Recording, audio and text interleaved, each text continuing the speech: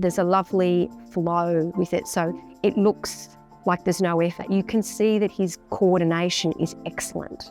So he's very gifted. The sixth player to play 200 consecutive games, Jack Crisp, the man who does not miss. To kind of sit back and think about being the sixth person ever to only get 200 in a row is something very cool, and hopefully continue to keep going, and still got a couple of years before number one, but it's just 1 week at a time and something I'm very proud of.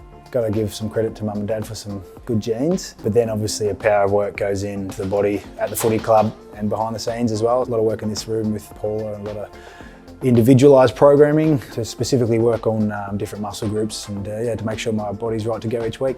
So I was a professional dancer for a long period of time with the Australian Ballet Company, and before that WA Ballet. I see my role is to help the players work on those smaller, more detailed ways to approach moving. Jack was always very quick to pick up the form in an exercise, but I think what makes him special, or what I really appreciate about him, is that even though he does it really well in the moment, when he comes back the next day or the day after, he is actually looking to do it better. In the early days, Jack put a lot of time in with a couple of his issues in the off season, so he would, we worked a lot on his spinal control and also how to activate a lot of those deeper muscles. I think it was probably through 2018 was where I started working more closely with her. Ended up having a hip operation and like a stress fracture in my lower back at the end of the year.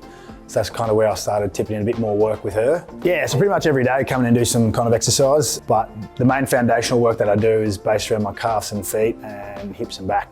So they're the three areas that kind of set me up. Hips and back, I think from a football perspective, are two definite key areas, and he's spent a lot of time working on very specific exercises to support those things. He has a capacity to see what the intention of the movement is, and then he can replicate that really well. He makes it look really easy, but it's actually not. He's also put in a lot of hard yards to make the most of those things, and a lot of work in the off seasons to prepare for the seasons. It's the maintenance, and the work's never done.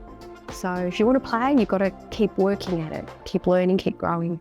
How long can the streak continue? Until I retire.